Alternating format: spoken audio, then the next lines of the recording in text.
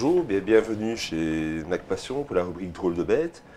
Aujourd'hui, je vais vous présenter le gecko mousse, qui est un gecko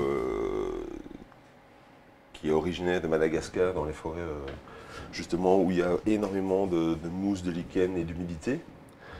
Donc c'est un animal qui se confond énormément avec son environnement. Il fait une vingtaine de centimètres. C'est un animal plutôt nocturne qui va manger un petit peu tous les insectes qui passent à proximité. Donc, en captivité, on leur donnera des grillons, des petites blattes, des sauterelles, des mouchettes, du verre de farine, des teignes de ruche.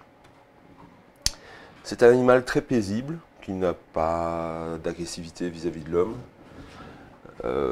Par contre, qui nécessite quand même un terrarium assez grand en hauteur pour qu'il puisse s'épanouir correctement. Ce terrarium, on le mettra avec beaucoup d'écorces, de branches, de feuilles, des feuilles mortes, des plantes, afin qu'il puisse se confondre dans son environnement. Ici, vous pouvez le voir, il est en train de boire les gouttelettes.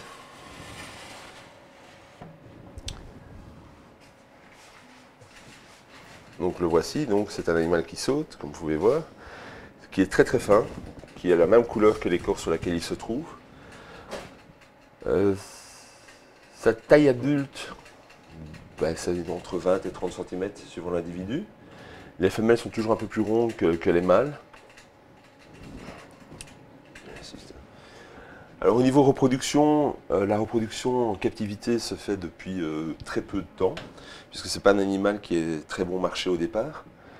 Donc il faut savoir que la reproduction, après une période de fraîcheur, on va dire à 18-19 degrés, on les remonte à 24 degrés. Et là, ils se reproduiront à raison de 2 œufs tous les mois, pendant 4 à 5 mois. Alors les œufs sont incubés à 25 degrés. Ils écloront après 2 mois et les adultes je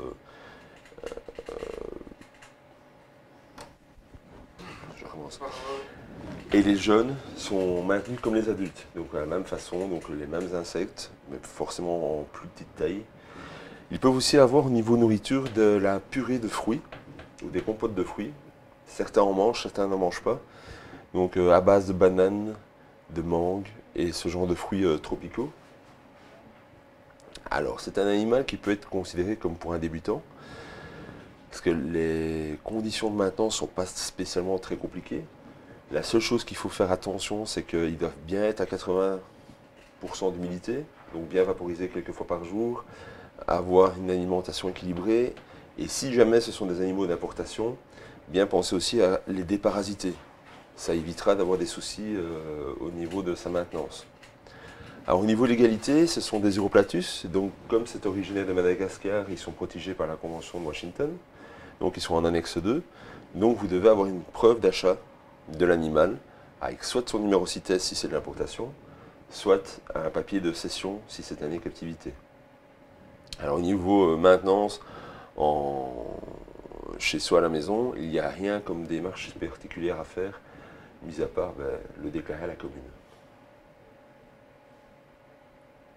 Je pense qu'on a fait le tour.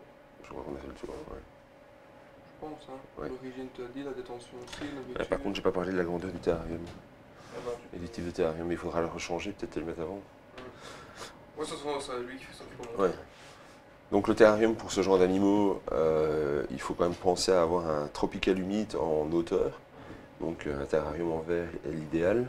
Au niveau éclairage, on préconisera plutôt une UV qui ne chauffe pas beaucoup, afin d'éviter d'avoir un surplus de chaleur.